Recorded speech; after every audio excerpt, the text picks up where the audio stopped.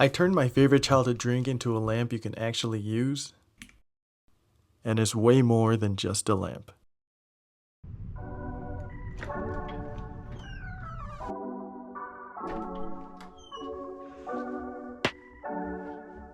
Hi, my name is Justin, and this is my bedroom.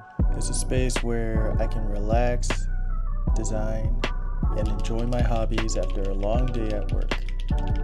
I can fill this room with items that hold special memories for me, and I'm an introvert, so what I have in my bedroom is very important to me. I have a problem though, and it's this booby-shaped light. Let me explain. My bedroom has this light on the ceiling, and when I turn it on, I feel sad, lonely, and get cramps. Wow, this lighting sucks. We keep this light off. Lighting rule number 1. Never use the big light. So to first solve this problem, I got this lamp from IKEA, the Takabo. It's an E12 bulb and it turns on and off, but it's a little too bright when I put it on my desk and it hurts my eyes. So I needed a new solution. I want to design a product that fits into my bedroom. One that is functional, aesthetic, and built with my identity. For the function, I want it to be a light source and also be decorative. For the aesthetic, I want it to be small, clean, and minimal. The identity, though, was a little harder to figure out. How do you instill your identity into a product? For this, I needed to get some inspiration, so I took a drive to H Mart. While I was perusing H Mart for some fresh inspiration, I went into the drink aisle and came across my old childhood favorite drink, the banana milk. In America, I would only be able to get banana milk in this box packaging. In Korea, they have it in this plastic packaging. And rumor has it, the one in the plastic packaging tastes way better. So I went to Korea to try it out, and it's true, it's much better over there. And it's this experience that I have as a Korean American that I wanted to use as inspiration for this design for my lamp.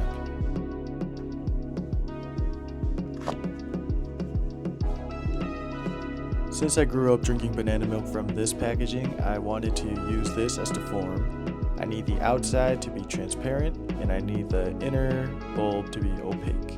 I don't want it to be too boxy though, so I'm going to fill at the corners and also split up the surface area so that it doesn't look like such a box. I'd like to be able to control the light level, the brightness. If I could have it be portable and not wired in, that would be great.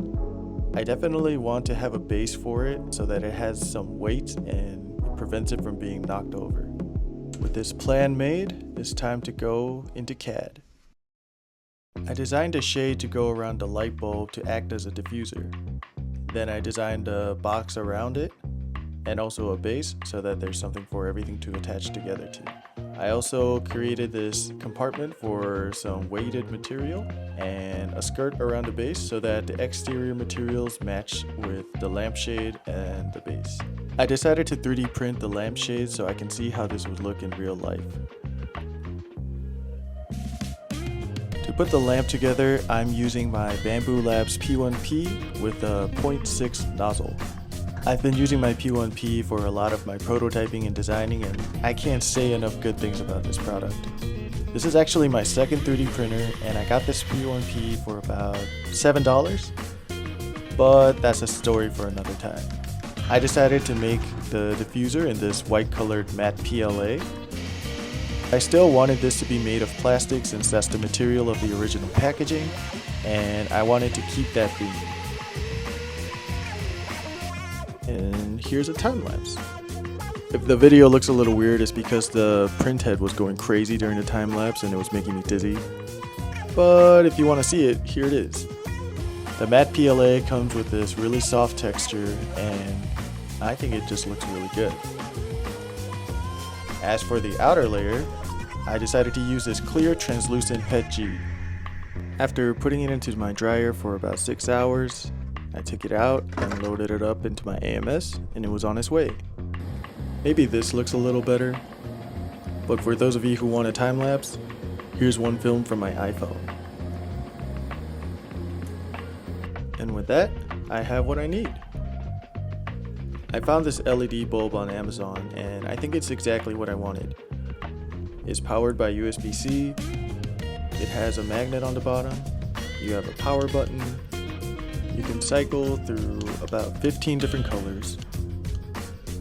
Yeah, this is exactly what I wanted. I made a little cutout for the USB-C port and it was time to test fit it. The diffuser fit like a glove and I was really happy with how it looked. Now it's time to try it with the lampshade. Yeah, I like that a lot. To add some weight to the base, I found this concrete mix from a company called Quikrete.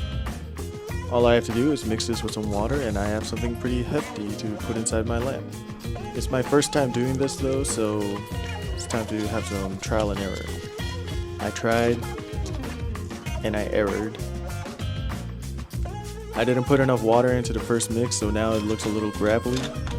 So I'm gonna add a little more water to this next mix. I let it cure overnight and doesn't look that good. But because I have the extra space, I'm going to add a little on top and also maybe practice a little more. Lastly, I designed this cover on the bottom of the base so that I can keep the weight in place and also add my logo on there. And with that, the lamp is finished.